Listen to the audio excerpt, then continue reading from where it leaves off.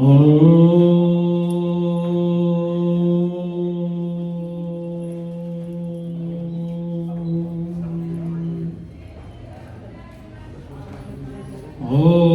चैतन्यं शाश्वतं शान्तं व्योमातीतं निरञ्जनं नादबिन्दुकलातीतं तस्मै श्रीगुरुवे नमः। ॐ सहनावतु सहनो भुनक्तु सह वीर्यं करवावहै तेजस्विनावधीतमस्तु मा विद्विषावहै। 2 मिनट में साथ सब लोग हर कीर्तन बोलेंगे। जय सतगुरु दीन दयाल हरे, जय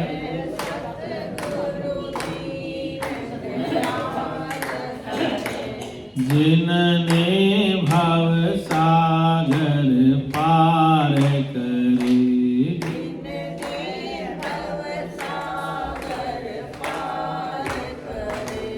जब सुने ज्ञान के वचन भरे, जब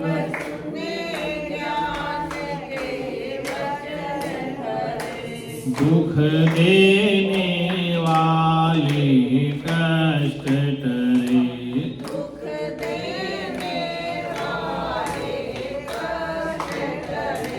प्रेम से सच्चिदानंद भगवान की सत्य सनातन धर्म की संत समाज की हर हर महादेव।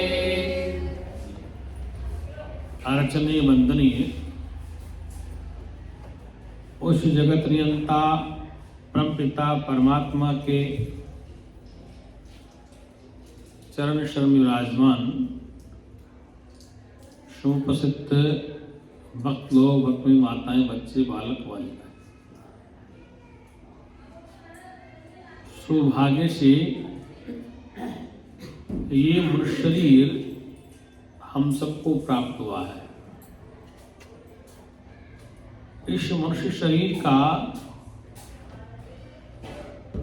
इस तरह का जगत में मिलना अति दुर्लभ है। जो अति दुर्लभ वस्तु है वह हमें प्राप्त हो चुकी है। तो मनुष्य शरीर मिला, ये वेद शास्त्र संत महात्मा कहते हैं कि शुभ कर्मों के परिणाम के बाद मिला है। मानव देही का निर्माण है, ऐसा शास्त्रों ने कहा है कि शुभ कर्म से मनुष्य मिला है। अब शरीर मिल गया तो इसका उद्देश्य क्या है? तो चार्वाक सिद्धांत कहता है कि संसार में खाओ पियो और मौज लो, और कोई उद्देश्य नहीं। चार्वाक एक ऐसा सिद्धांत है, वो कहता है कि मनुष्य खाए पिए और मौज ले, को भगवान आत्मा परमात्मा नहीं है, न कोई स्वर्ग और नरक है। ये चार्वाक सिद्धांत।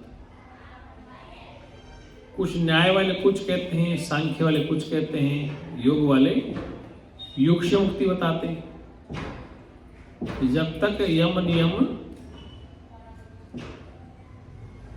ये अष्टांग योग जब तक सिद्ध नहीं होता है, यम नियम उपासना साधना ध्यान समाधि इत्यादि अष्टांग योग है, यम है, नियम आसन है, प्राणायाम है, प्रत्याहार धारणा ध्यान समाधि, जब तक ये व्यक्ति अपने जीवन में ये नहीं उतारता है तो योग दर्शन कहता है कि उसकी मुक्ति असंभव है। जब चित्त निरोध हो जाए तब समाधि लगती है। योग दर्शन के आचार्य पतंजलि ऋषि कहते हैं कि जब जीव का योग के द्वारा संसार से चित्त निरोध हो जाए, अर्थात वह ऐसी स्थिति में चित्त पहुंचा उसका कि जहां पर संसार नाम की वस्तु न रहे, तो ये योग दर्शन का सिद्धांत। सांख्य के कपिल मुनि महाराज कहते हैं, उनका सिद्धांत थोड़ा थोड़ा वेदांत से मिलता है। हमारे 6 दर्शन हैं, योग दर्शन, सांख्य दर्शन, न्याय दर्शन, वैशेषिक दर्शन, पूर्व मीमांसा और वेदांत दर्शन। अभी तक इन 6 आचार्यों का मतांतर है कि इनका एक मत नहीं अभी तक।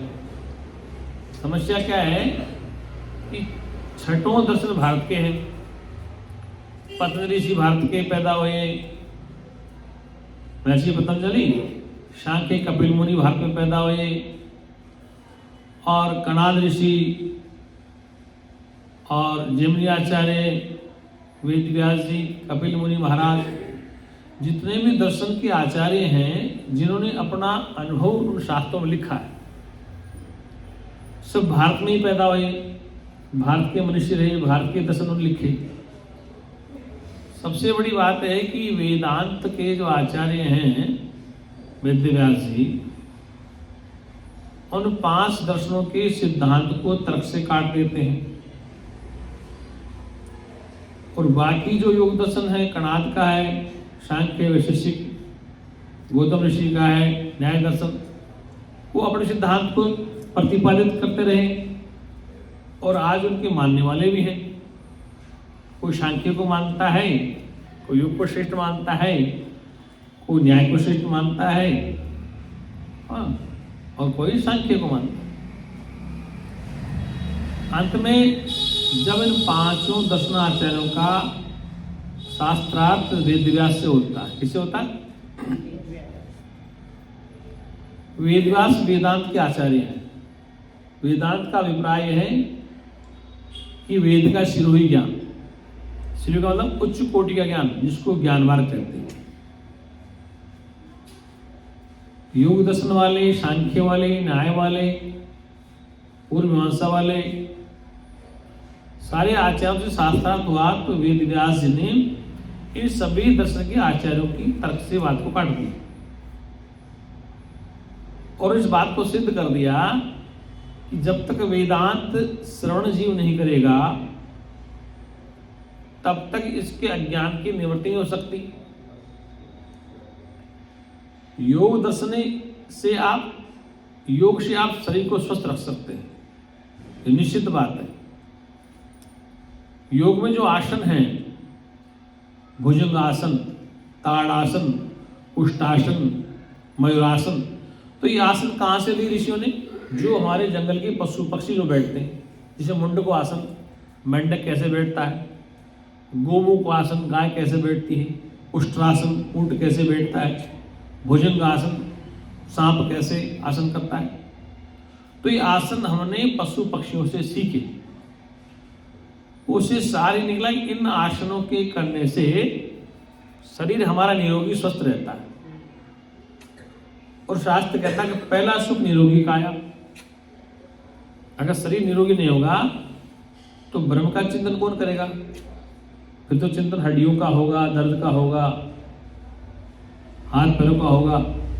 तो वो अपनी जगह ठीक है योग दर्शन, और जो जो आसन बताए उससे आपकी दीर्घ आयु हो सकती है, तो लंबी उम्र आप जी सकते हैं योग के द्वारा।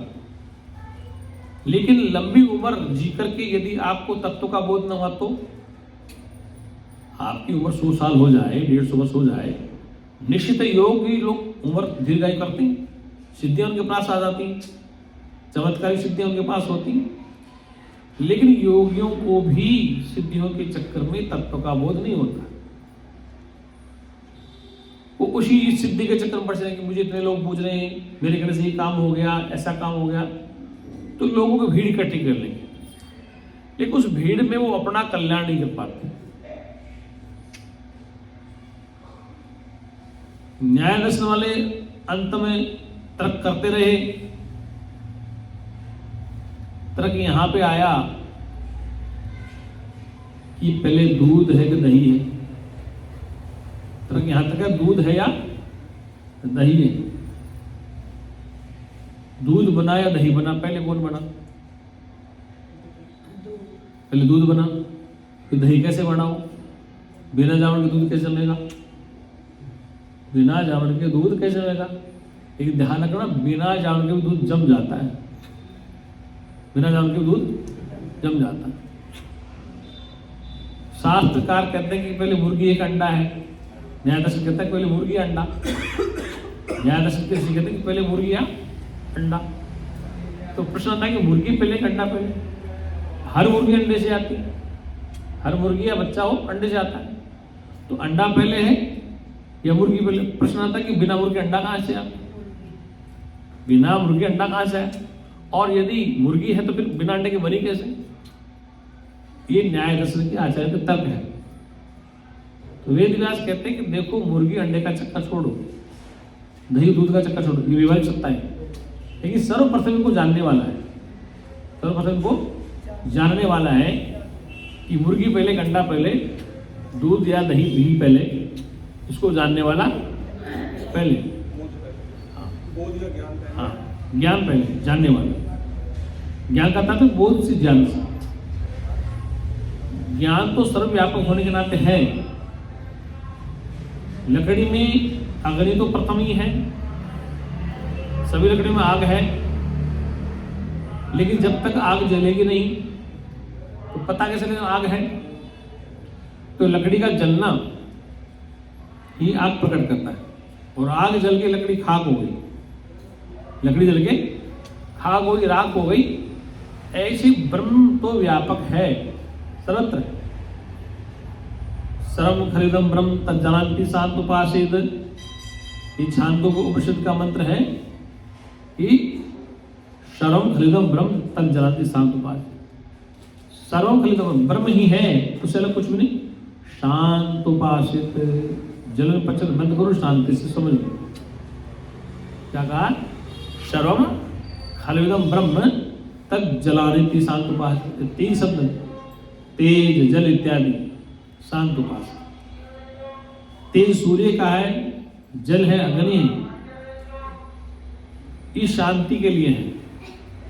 मतलब कि जल नहीं होगा तो जीवन नहीं होगा, और अग्नि नहीं तो जीवन नहीं होगा, पृथ्वी नहीं तो जीवन नहीं होगा।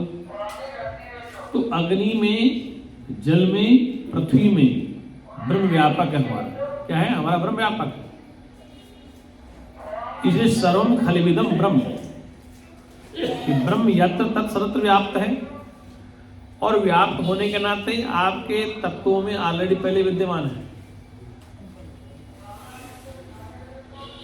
इसलिए इस जीव के दुखों का कारण क्या है? तीन प्रकार का कष्ट है। देहिक देहिक भौतिक तापा, अगली लाइन है राम राज का हो नहीं व्यापा। ये तीन कष्ट हैं। शरीर का कष्ट है, शरीर बुखार आ जाए, कोई कुछ बीमारी हो जाए, कोई चाकू मार जाए, कोई बंदूक मार जाए, गोली चला जाए, बाढ़ में बह जाए, पहाड़ चट्टान गिर जाए, बाढ़ आ जाए, ओलावृष्टि हो जाए, या अकाल पड़ जाए।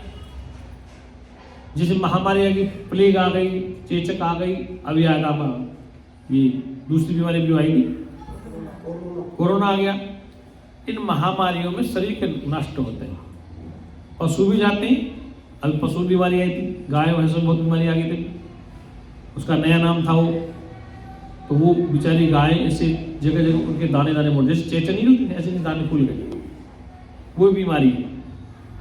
तो ये पशु पक्षियों में भी आती है, इंसान में भी आती है बीमारी। तो फिर इन तीन तापों से सुख कैसे मिले? आप योगी भी हैं, न्याय भी जानते हैं, तर्कशास्त्र जानते हैं, शरीर हष्ट पुष्ट है, लेकिन जब इस शरीर में बर्छी भाला लगे या बीमारी हो तो दुख तो होता है। ज्ञानी हो अज्ञानी हो, शरीर का कष्ट है, शरीर धारण किया है, तो शरीर की जो पीड़ा है वो आपको महसूस होगी। अब प्रश्न आता है कि आप में पीड़ा किसको महसूस हो रही है? आपके इस देह में पीड़ा किसको महसूस हो रही है? क्योंकि वेदांत तो ये कहता है कि वह परमात्मा यत् तत् सर्व व्यापक होने में समस्त के हृदय में विद्यमान है, सबके हृदय में विद्यमान है। सूक्ष्म से अति सूक्ष्म बताए वेद ने। मतलब जैसे राई सरसों का बीज तो फिर भी दिखता है, वो दिखता भी इतना सूक्ष्म है जो आपके हृदय में विद्यमान है, और आपके नहीं, प्रत्येक प्राणी के हृदय में विद्यमान। चींटी कितना सा जानवर है, उसके भी हृदय में वो रहता है। हाथी कितना बड़ा विशालकाय है, डायनासोर, उसके हृदय में वो रहता है। मच्छर कितना सा है, आप कितने, तो वो कहा वेद ने कि समस्त प्राणियों के हृदय में विद्यमान है। क्या है उसमें विद्यमान? तो फिर उसके अंदर विद्यमान है, तो फिर ढूंढ किसको रहा है? जब वो समस्त प्राणियों के हृदय में ऑलरेडी पहले विद्यमान है, तो ढूंढ किसको रहा? वो अपने को ढूंढ रहा है, स्वयं को तो ढूंढ रहा है। अब उसको ये नहीं पता था गुरु के पास जाने से पहले, ये बच्चे लगे बैठाओ, इनको लग बैठाओ।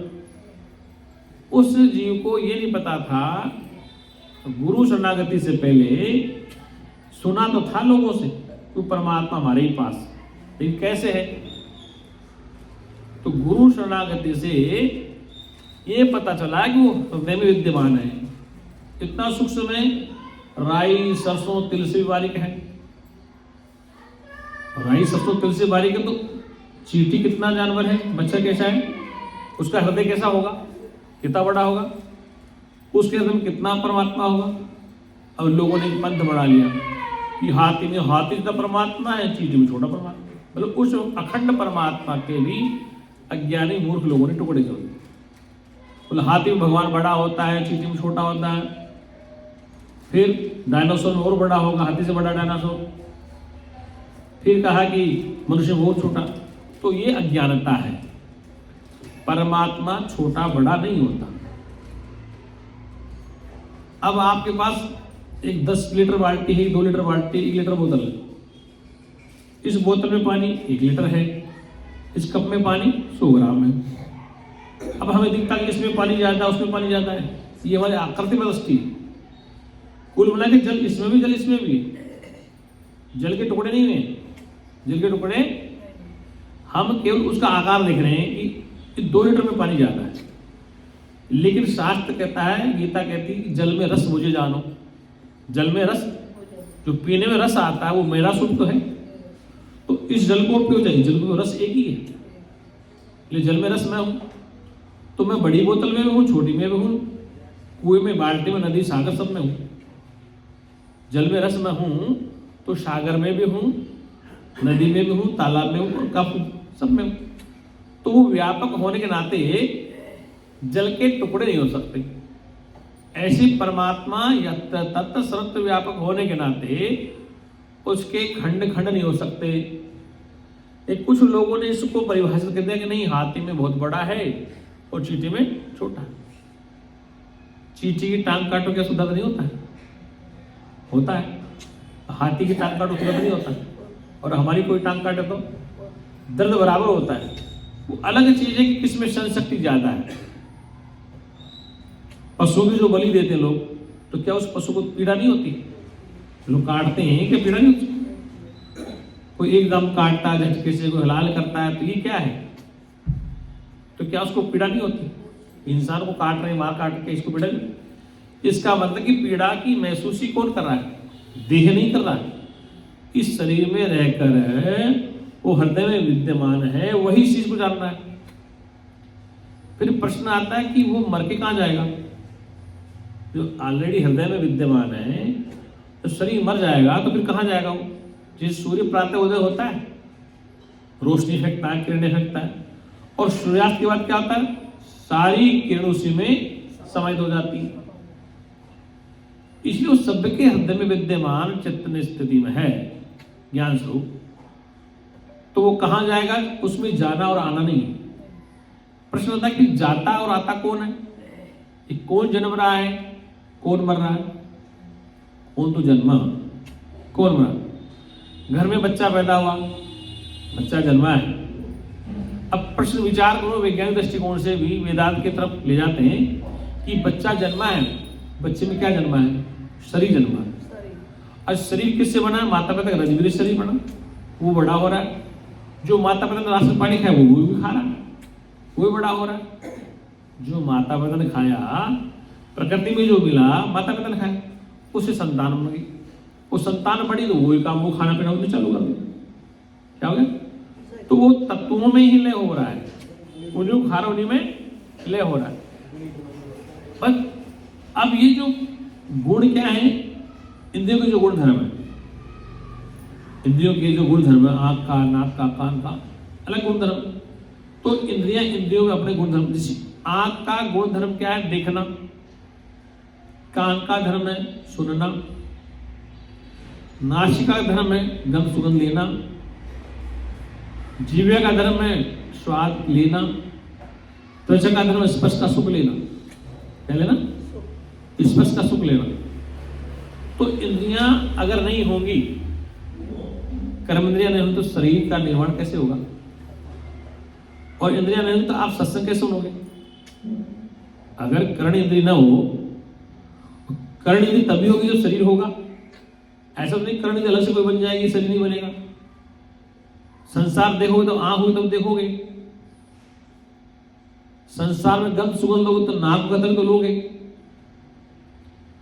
संसार में मिष्टान तीखा कैसे खाओ, जिव्या हो तो बताओगे। इस प्रकार सुख चमड़ा ने तो कैसे लोगे? ऐसे हमारी कर्म इंद्रियां, उनसे संसार के सब कार्य होते हैं, हाथ से, पैर से, मल मूत्र के द्वारा से। तो इस शरीर जो बना पड़ा है, इस शरीर में रह करके ही, इस शरीर में रह करके ही कोई शरीर में भोक्ता बन जाता है। क्योंकि उपनिषदों में चर्चा आई है, इस शरीर रूपी वृक्ष में, इस शरीर रूपी वृक्ष है, इसमें दो पक्षी रहते हैं। एक पक्षी तो इस शरीर के कर्मों का फल भोगता है और वो भोग कर दुखी सुखी होता है, उसको कहते हैं जीवात्मा। क्या कहते हैं? जीवात्मा। हृदय में विद्यमान है वह जीवात्मा हृदय में विद्यमान है। हृदय में विद्यमान रहते वो अपने स्वरूप से अनभिज्ञ हुआ है और इस शरीर को सत्यमान बैठा। और शरीर के जितने कर्म हैं उसको अपना कर्म मानता है, जितने भोग है उनको अपना भोग मानता है। मतलब वो समस्त इंद्रियों के माध्यम से वस्तु पदार्थों को भोगता है, सुख लेता है, दुख होता है। ये समस्त क्रियाएं कौन कर रहा है? जो जीवात्मा है, जिसको शास्त्र की भाषा में विशिष्ट जीवात्मा कहा है। जो विशिष्ट जीवात्मा है वह ही इस अंतःकरण में रह करके, जिसको चिदाभास पे कह दिया गया है, चेतन का आभास। जैसे कमरा यहां पर दूर है, वहां पर रोशनी सूर्य की नहीं जा रही, आपने किसी परात में पानी रखा, सूर्य का प्रतिबिंब गिरा, सीधा मकान में घुस गया, अंधेरे में रोशनी कर दी। सूर्य की रोशनी मकान में सीध नहीं जा रही। तो परात में पानी पड़ा है या बाल्टी में पानी पड़ा है, उसमें सूर्य का फोकस गिरा, प्रतिबिंब गिरा, सूर्य खुद नहीं है उसमें, सूर्य का प्रतिबिंब गिरा और प्रतिबिंब बिंबित प्रकाश हो गया, दीवार पर रोशनी कर रहा है। क्या कर रहा है? दीवार पर रोशनी। तो सूर्य सीधा दीवार पर रोशनी नहीं कर रहा है, सूर्य का प्रतिबिंब जल पे गिरा और जल का विशेष बनकर दीवार पर गिरा तो कमरे में अंधेरा गायब हो गया। ऐसे चेतन आत्मा का, चिदाभास का प्रकाश अंतःकरण में आता है, तो अंतःकरण उससे प्रकाशित होता है, फिर काम करने लग जाता है। अंतःकरण तो चेतन नहीं है, जड़ है। अंतःकरण तो चेतन नहीं है, जड़ है। तो उसका प्रकाश कहां गिरा? जैसे पानी पे प्रकाश सूर्य गिरा, वो प्रकाश विशेष रूप की दीवार पर गया, रोशनी होगी। ऐसे चेतन का प्रकाश चिदाभास रूप में आपके अंतःकरण गिरा और अंतःकरण में गिरने के कारण ये अंतःकरण काम करने लग गया।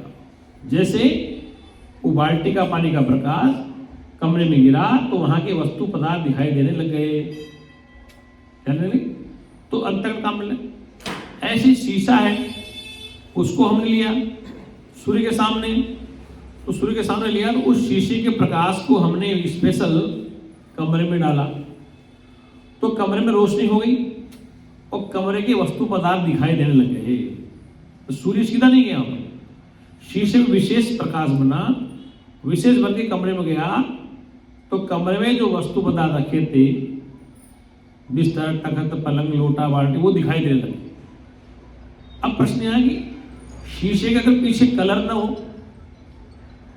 रंगहीन शीशा हो, पीछे अगर शीशे पे पर्दा न लगे तो तस्वीर नहीं दिखाएगा आपको, इसलिए वो तस्वीर न हो तो शीशा पारदर्शी हो जाएगा, फिर प्रकाश प्रतिबिंब नहीं बनाएगा। ऐसे ही हमारा जो अंतःकरण है वो शीशे जैसा काम करता है, और चिदाभास रूप में प्रकाश इसमें गिरता है, और मन, बुद्धि, चित्त और अहंकार काम करने लग गया। क्या करने लग गया? मन भी, बुद्धि भी, चित्त भी, अहंकार काम करने लग गया।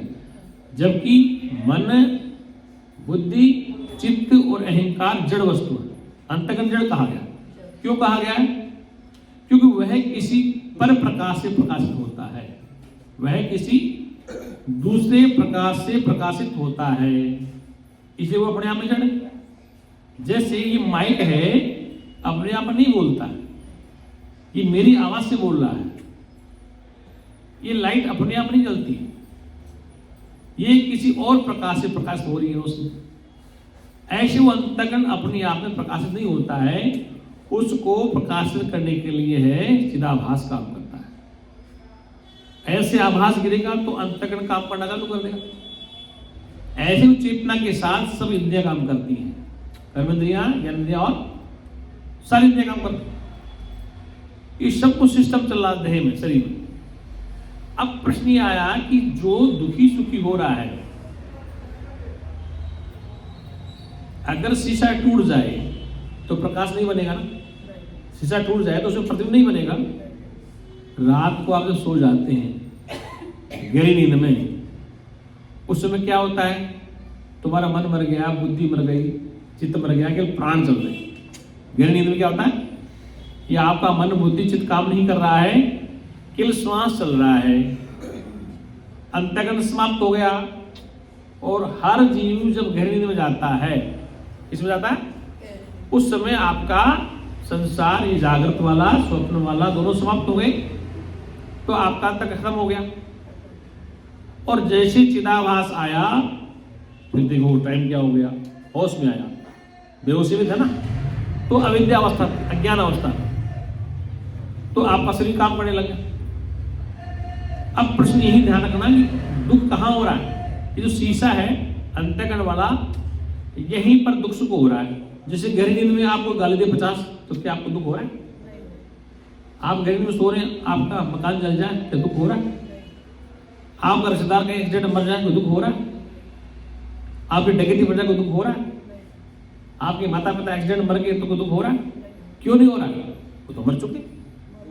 इसका मतलब कि आपका अंतःकरण सो रहा है, अभी उसमें चिदाभास का प्रतिबिंब नहीं आया है। और जैसे आभास होगा, फट फोन से उठाओ, क्या हुआ, क्या फटाफट चालू हो गई। इसका मतलब कि वह व्यक्ति तो आपकी गहरी नींद में मर चुका था, डकैती पड़ चुकी थी, दुख क्यों नहीं हो रहा था? चलो डकैती का पता पड़ गया, 2-4 दिन दुख मनाया, कोई व्यक्ति समाप्त हो गया, 2-10 दिन दुख कष्ट रहा, लेकिन कब तक नहीं सोओगे? नींद कब तक पूरी नहीं आएगी? आप 2 दिन तक नहीं सोओगे, 3 दिन नहीं सोओगे दुख के कारण, 4 दिन। जिस दिन तुम्हें नींद आएगी ना, उस दिन बेहोशी वाली नींद आएगी ना, तो तुम सब दुख भूल जाओगे मरने वाले। छोट मरा था, कहाँ डकैती पड़ी थी। आजकल शादियों का सीजन है, लोग शायद बहुत थक जाते हैं बेचारे, पूरी रात जगते रहते, और जब सो जाते हैं उस समय डकैती बढ़ जाती। जब थके हुए सो जाते हैं उस समय डकैती बढ़ती, क्योंकि उनको पता है वो जाग रहे हैं डकैती गाड़ने वाले, उनको पता है कि आज ये थके हुए हैं 2 दिन से, और ये सुसुप्ति में है, क्या है, इनका अंतःकरण सोया हुआ है, हम कुछ भी कर रहे हैं। वो मकान का मकान साफ कर जाते हैं, जहां दहेज है वो साफ कर जाते हैं। अब दुख क्यों नहीं हुआ? और जैसे जागेंगे, देखिए दहेज की गाड़ी कहाँ गई, 20 लाख की रात को गाड़ी, कहाँ की गाड़ी ले गए लोग, बताओ, अब दुख हो गया। तो दुख का कारण क्या है? अंतःकरण दुख का कारण है। इस चिदाभास के कारण ये सब अंतःकरण काम कर रहा है। अच्छा, फिर डकैती पड़ गई, सब कुछ हो गया, तो फिर तो तुम सोओगे, तब तक रोते रहोगे। ऐसा कौन व्यक्ति संसार में, ऐसी कौन स्त्री, ऐसा कौन पुरुष है अपवाद स्वरूप क्रोध में हो सकता है, जिसका पति मर गया और साथ हाथों हाथ मर जाए पत्नी? जो सती प्रथा, जबरदस्ती स्त्री को जलाना, ये सामाजिक व्यवस्था थी। ऐसा कौन सा पति की पत्नी मर जाए, हाथों हाथ जल जाए चिता में? नहीं हो सकता। ऐसी कौन सी माँ, ऐसा कौन सा पिता है कि पुत्र मर जाए, हाथों हाथ जल जाए सब? सच सच बता ना, ये पुष्पा माता, सत्य करो झूठ करो? ऐसा कौन पति है, ऐसी कौन पत्नी है जो पति मर जाए हाथों हाथ जल जाए? ऐसा कौन पति की पत्नी मर जाए पत्नी के साथ जल जाए? ऐसी कौन माता है कि पुत्र मर जाए वो खुद भी जाके जल जाए? ऐसा कौन पिता है कि पुत्र जल रहा और जल जाए साथ? नहीं हो सकता। इसका मतलब कि ये संसार के लिए ड्रामा मात्र है। हम हंसते भी हैं, हम रोते भी हैं, और फिर नया घाव बन जाता, पुराना मल्लम लग जाता है। पुराना घाव खत्म, फिर नया घाव, फिर नई मल्लम पट्टी, फिर नया घाव। ये मल्लम पट्टी होती रहेगी और ये संसार चलता रहेगा। ये बात समझ में आ रही? ये मल्लम पट्टी करनी पड़ेगी, और एक ही रास्ता दवाई, ज्ञान रूपी औषधि जब तक न लगे घाव पर तब तक वो दुख दूर नहीं होता। ये मल्लम लगानी पड़ेगी। ये मल्लम नहीं लगाओगे तो तुम्हारा देवता भी नहीं काम आने वाला, देवी काम आने वाली, कोई नहीं काम आने। काम आएगा तो केवल आपका ज्ञानी काम आएगा। क्या आएगा? आपको समझा हुआ ज्ञानी काम आएगा।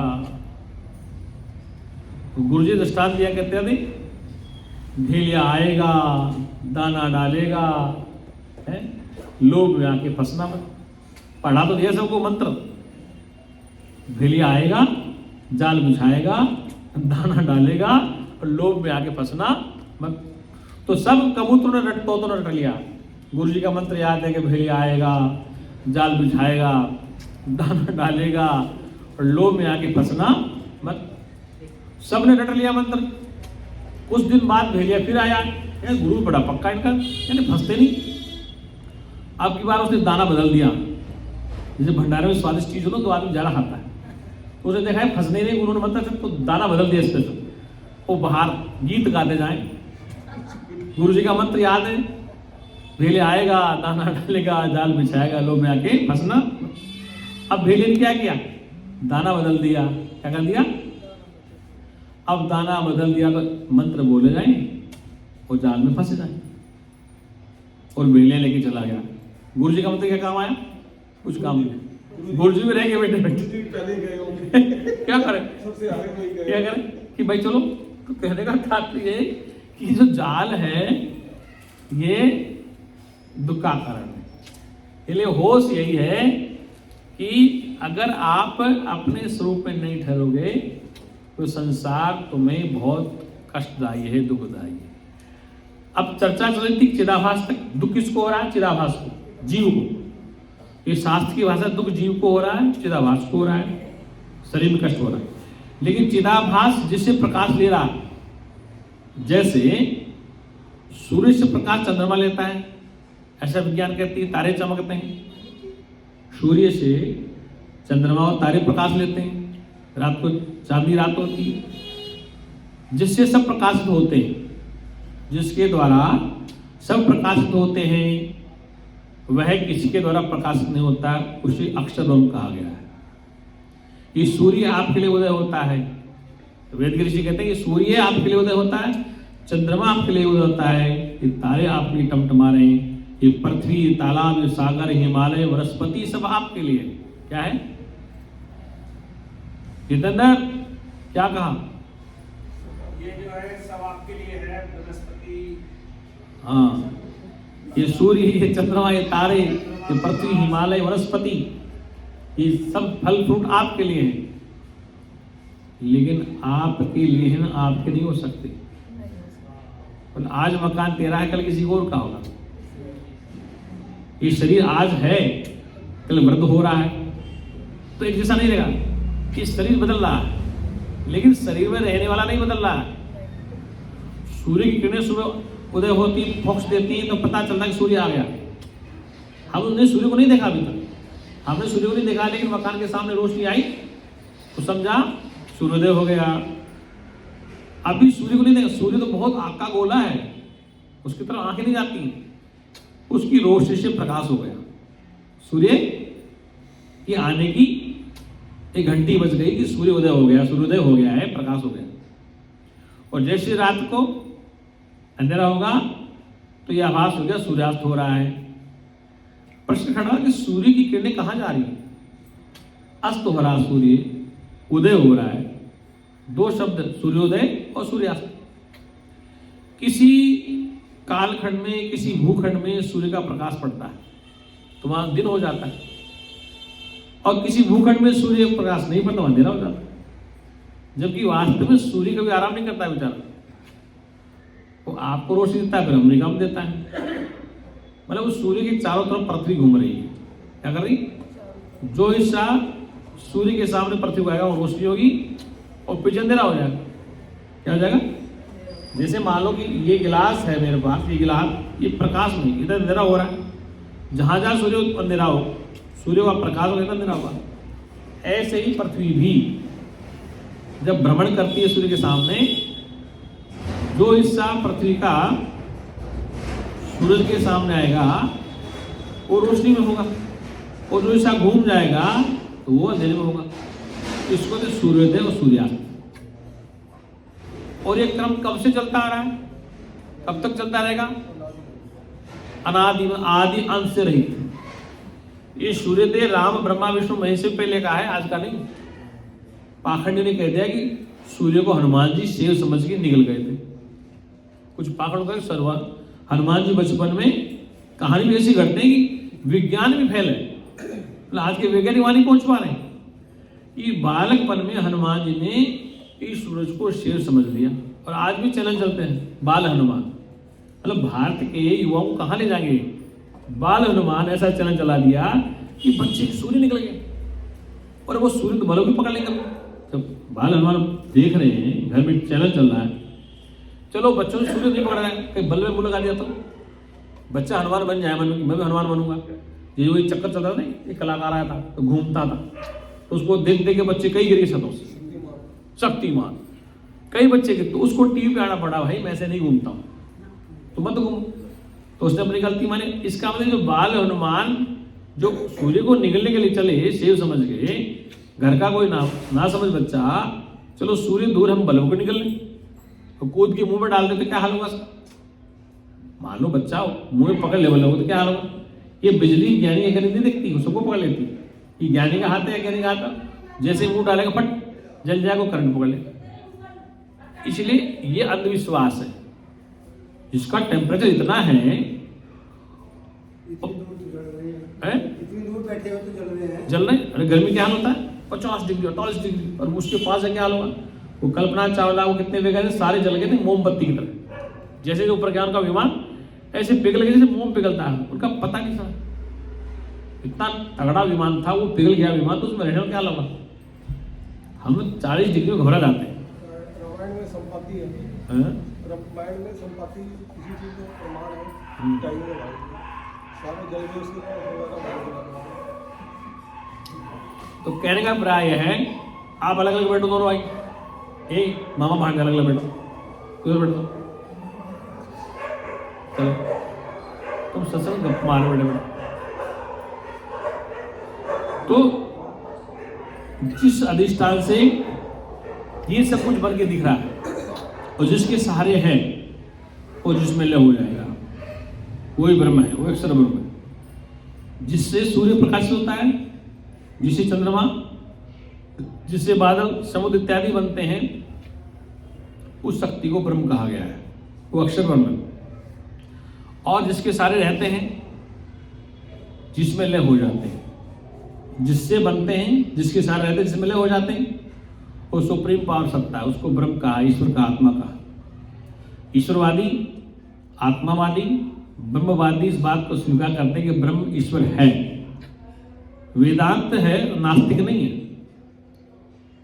नास्तिक नहीं, ईश्वर को स्वीकार किया, ईश्वर है, कहाँ है? वो आपसे अलग नहीं। अगर बाहर देखोगे, ढूंढोगे, तो आपसे अलग नहीं मिले कहीं भी। समस्या यह है कि हम बाहर तो ढूंढते हैं और भीतर नहीं ढूंढते। और भीतर मिल गया तो बाहर वाले को नहीं मानते। भीतर ध्यान करके जरा मिल गया तो हमारे अंदर तो नहीं, सामने में नहीं, तो अल्प की ज्ञान होगा। कबीर को कहना पड़ा कि भीतर बाहर एको जानो, भीतर और बाहर एको जानो, दो जो भाव मिटाओ। सीधा अद्वैत है कि भीतर बाहर एक ही है। जो परमात्मा आपके हृदय में इतनी जगह में आ सकता है क्या? इतना व्यापक परमात्मा आपके हृदय में आ गए, घुस गए इतनी जगह हृदय में? बोले हाँ। जैसे हवा चलती है, हवा चलती तो हवा, हवा न चली तो हवा है। लेकिन आप जो श्वास ले रहे हैं, श्वास लेते हैं, कार्बन डाइऑक्साइड बाहर फेंकते हैं, श्वास लेना, ये जीवन है आपका, श्वास लेना और बाहर फेंकना। कहां से लेते हैं? यहीं से लेते हैं और यहीं से बाहर निकालते हैं। यहीं से हम वायुमंडल से लेते हैं, यहीं से निकालते हैं। तो जिसके सहारे से श्वास चल रहे हैं, जिससे वायु संचालित हो रही है, जिसके द्वारा समुद्र बन रहे हैं, जिसकी सत्ता से रोशनी हो रही है, जिसे हिमालय खड़ा है, वनस्पति बन रही है, और उसी में हम बन रहे हैं, उसी में हम खा रहे हैं, उसी में हम रह रहे हैं। सत्य एक जिससे हम बने हैं, जिसमें रह रहे हैं, जिसको खा रहे हैं, उसी में हम समा जाएंगे। क्या जाएंगे? ये मत पूछो कि मरकर कहाँ जाएंगे, ये मत पूछो कि मर के कहाँ जाएंगे। सत्य है, सत्य में समा जाएंगे, इसलिए उसमें जाना आना नहीं है। ये मत पूछो कि मरकर कहाँ जाएंगे, सत्य है, सत्य में समा जाएंगे। इसलिए गुरु नानक देव ने एक वाणी कही है, आदि सच जुगादि सच है भी सच, नानक होसी भी सच। आदि में एक सत्य था, वेद की बात है, सदैव सोमेत में एक मेव आदित्यम। ये सोम में सबसे पहले एक अलग सत्य परमात्मा था, और आदि में सत्य था, अंत में सत्य रहेगा तो मध्य में दूसरा नहीं हो सकता। सत्य था, सत्य है, सत्य ही रहेगा। जैसे दृष्टांत के लिए सोने से बने आभूषण, कंगन, हार, अंगूठी बन गए और फिर पिघल गए। तो पहले सोना था, अंगूठी, हार, कंगन बन गया तो सोना है, और अंत में गल गए तो सोना। हर हाल में सोना रहा, सोना बदला नहीं। 100 ग्राम बिस्कुट सोने का था, उससे हमने आभूषण बनाए, सब अलग अलग बन गए, सोने से कभी अलग नहीं हुए। तो जब गल गए तो वापस सोना।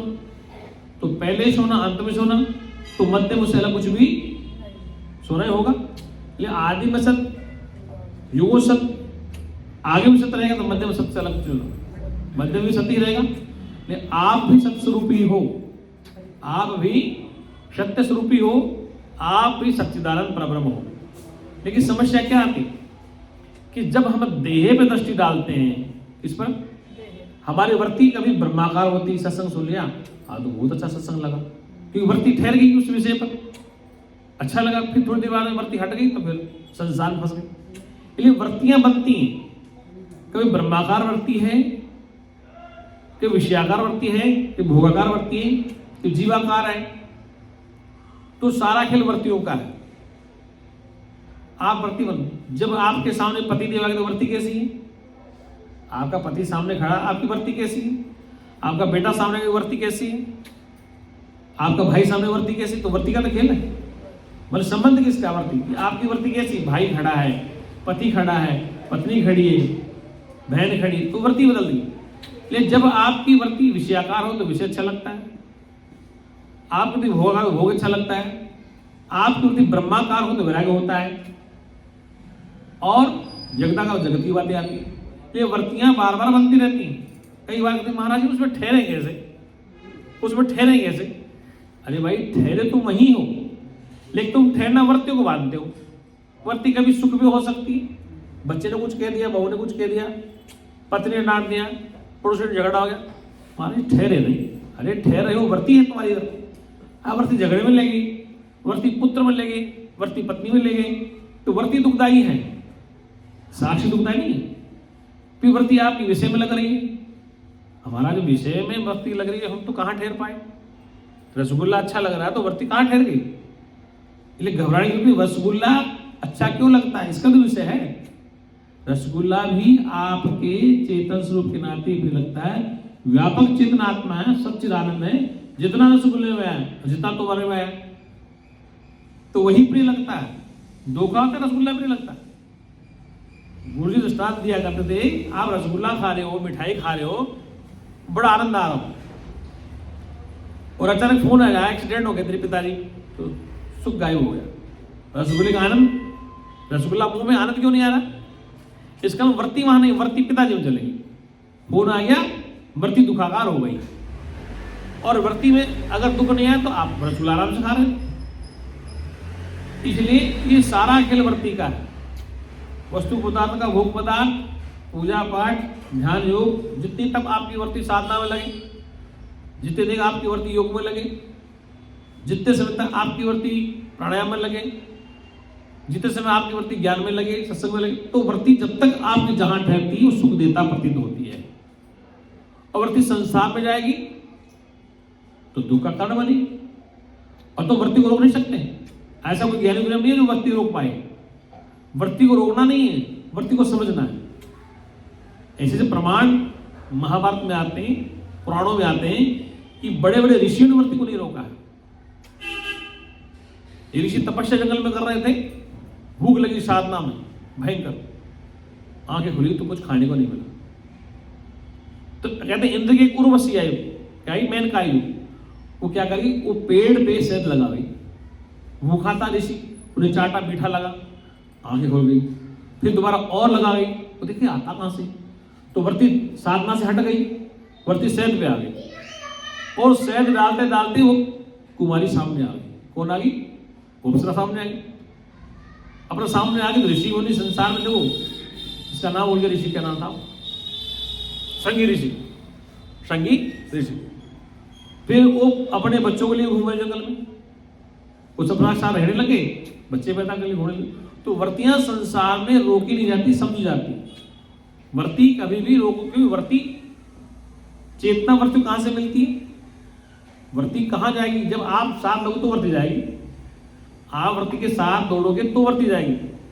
वृत्ति अपने आप नहीं, वृत्ति नहीं, मन कहा कि रसगुल्ला खा ले, लेकिन जब तक आपके पैर या आप शरीर के साथ न लग के दुकान तक नहीं जाओगे, रसगुल्ला कैसे आ जाएगा?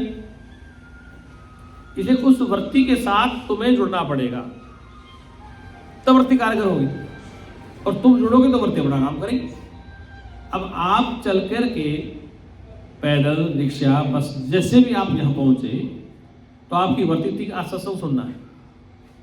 अब यहां आ गए, अब वृत्ति टिक रही है कि सत्संग अच्छा लग रहा है, बुरा लग रहा है, आपकी वृत्ति का विषय।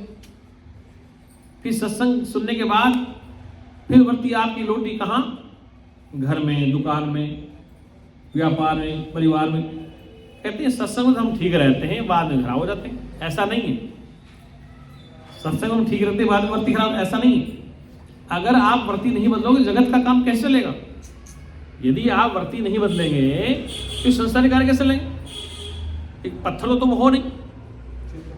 इतने साल से सत्संग सुना रहे, खंबे नहीं सुनते, दीवारें नहीं सुनती हैं, आप ही तो सुनते हैं। और आप पे भी कौन सुनता है? ये शरीर ही सत्संग सुनता है। ये कान नहीं, कान तो माध्यम है सुनने का, सुनने वाला कोई और है। कान तो सत्संग सुनने के माध्यम है, जीभ तो माध्यम है स्वाद लेने की, नाक को छीन सुगंध, कोई और सुगंध ले रहा है, कोई और सत्संग सुन रहा है। कौन? इस शरीर में रहने जीवात्मा ही चिदाभासी सत्संग सुन रहा है, वही बंधन में है, और उसी को बंधन से हटाना है, उसी की अविद्या को दूर करना है। बंधन का तात्पर्य रस्सी से नहीं जकड़ा हुआ, अविद्या से जकड़ा हुआ है, अज्ञान से जीव जकड़ा हुआ है।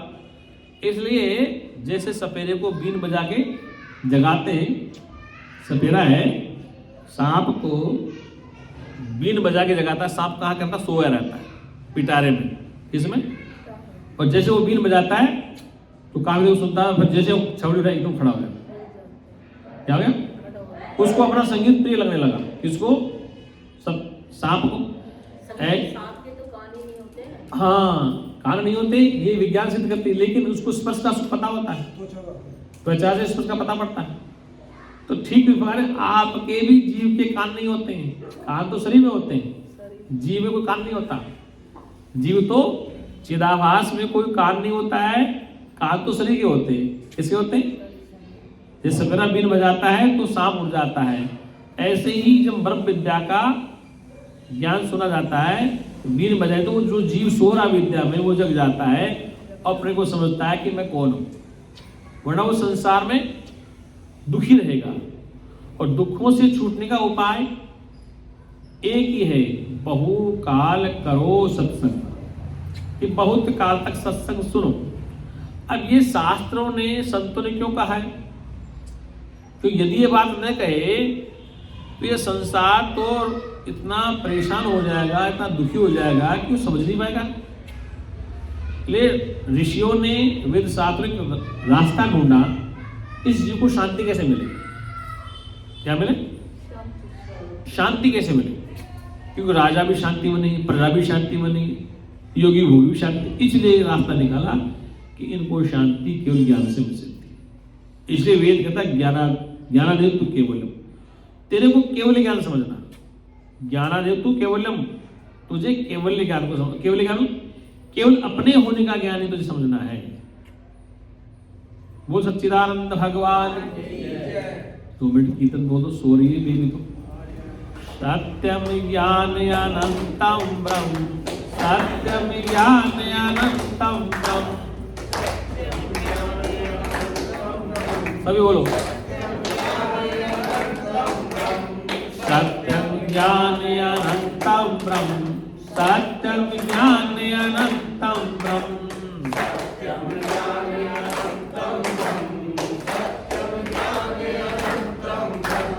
सत्यम ज्ञान अनंतम ब्रह्म, सत्यम ज्ञान अनंतम ब्रह्म।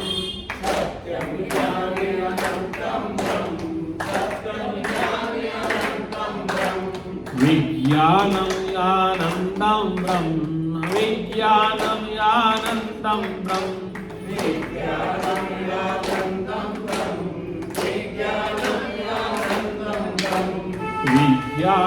आनंदम ब्रह्म, विज्ञानम आनंदम ब्रह्म।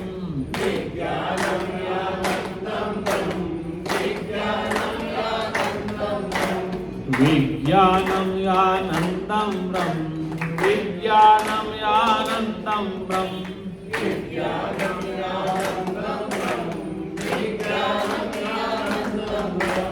प्रज्ञानम आनंदम ब्रह्म, प्रज्ञानम आनंदम ब्रह्म।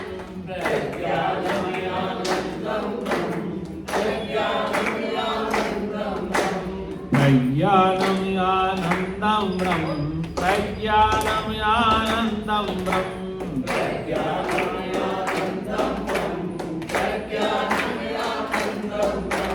आनंदम परमानंदम, आनंदम परमानंदम। आनंदम परमानंदम, आनंदम परमानंदम। आनंदम परमानंदम, आनंदम परमानंदम। आनंदम परमानंदम, आनंदम परमानंदम।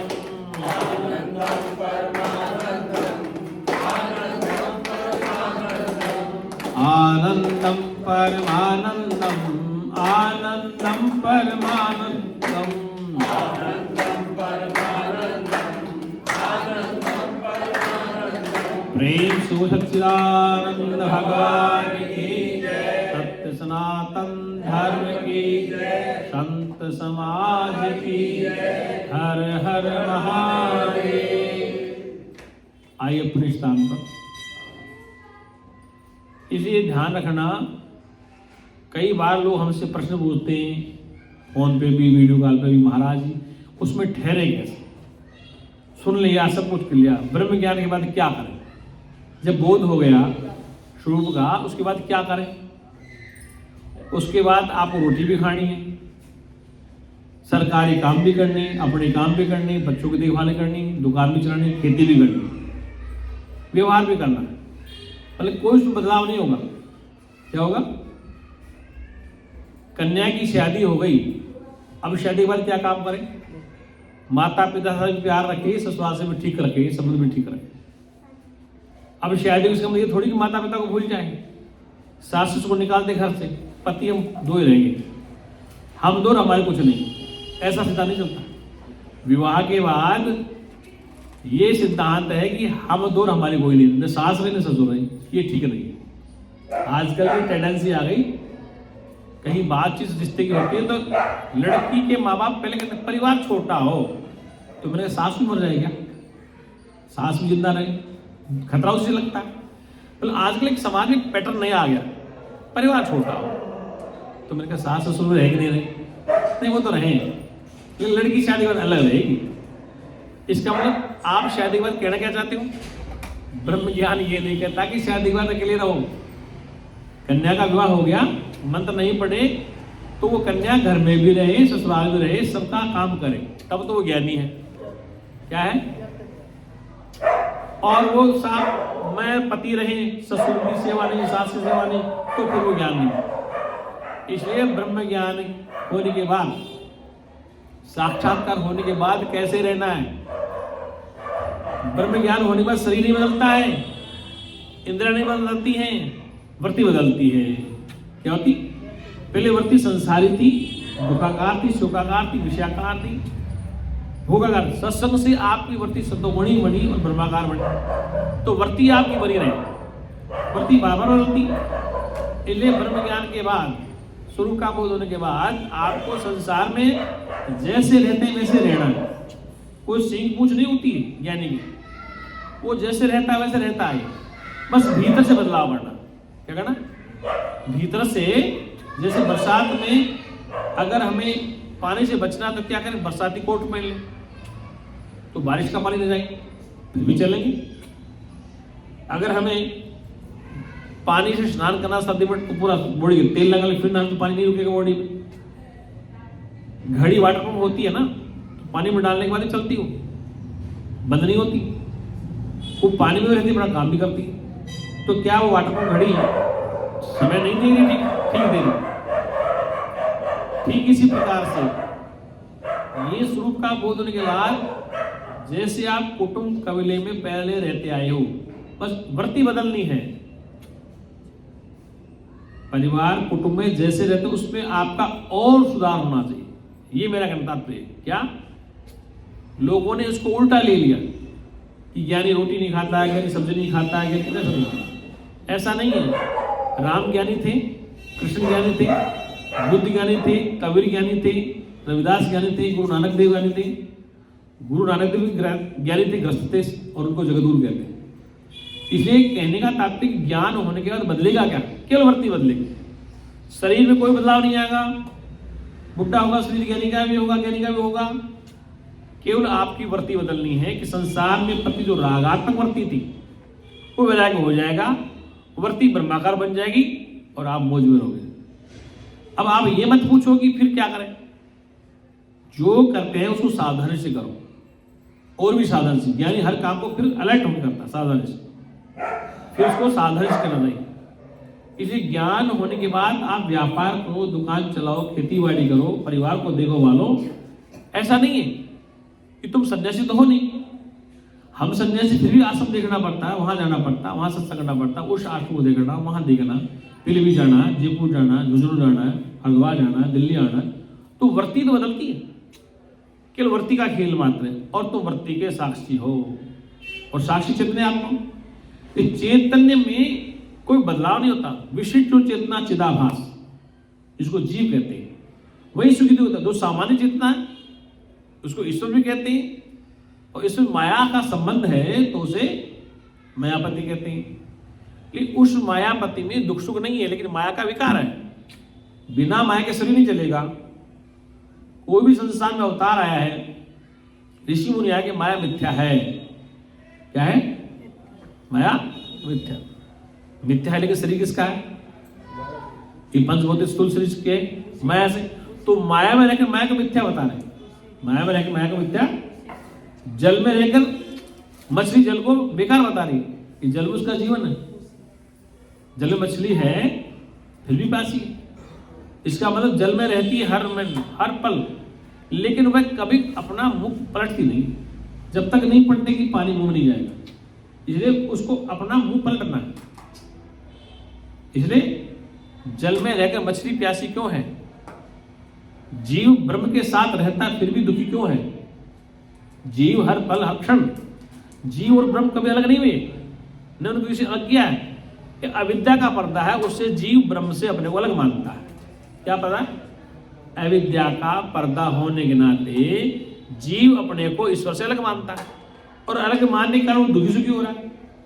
जब अविद्या का पर्दा हट गया तो जीव ईश्वर एक ही है। क्या है? जीव ईश्वर भेद नहीं। और जब अभेद अवस्था आ गई तो उस अवस्था में जीव और ईश्वर जहां अधिष्ठान में खड़े उसको ब्रह्म कहते हैं। सर्व का अधिष्ठान कौन है? ब्रह्म है।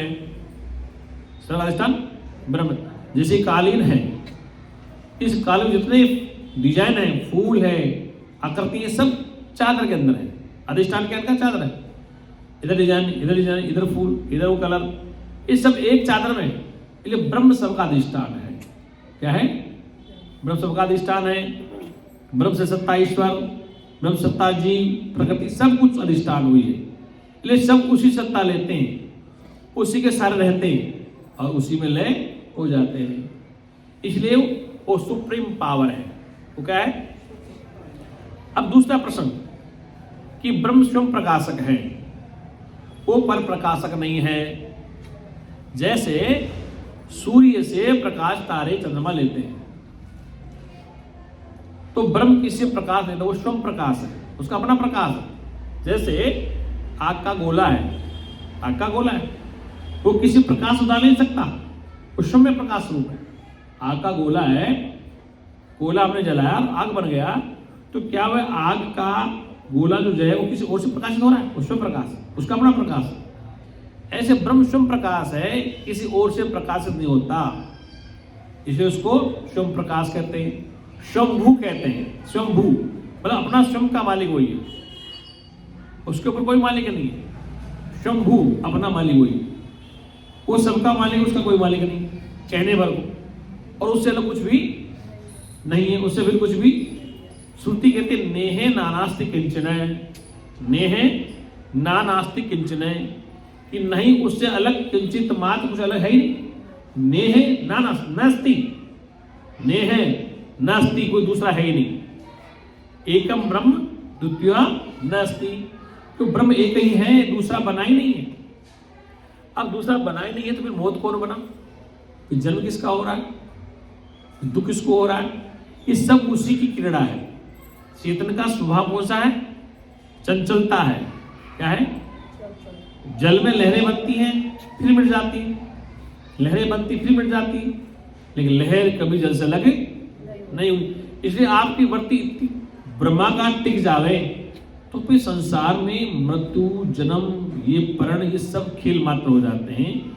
और सब खेल खेलते हुए भी कृष्ण पूरी महाभारत में सबको मराया, खड़ा खड़ा सबको मरवाया, गुरुओं को मरवाया, अपने कुटुंब को मरवाया, फिर भी प्रसन्नचित्त क्यों था?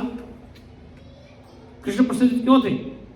कि उस रहस्य को जानते थे कि जब मेरी तरफ सारे मरे हुए हैं, क्योंकि तू मार के क्या करेगा?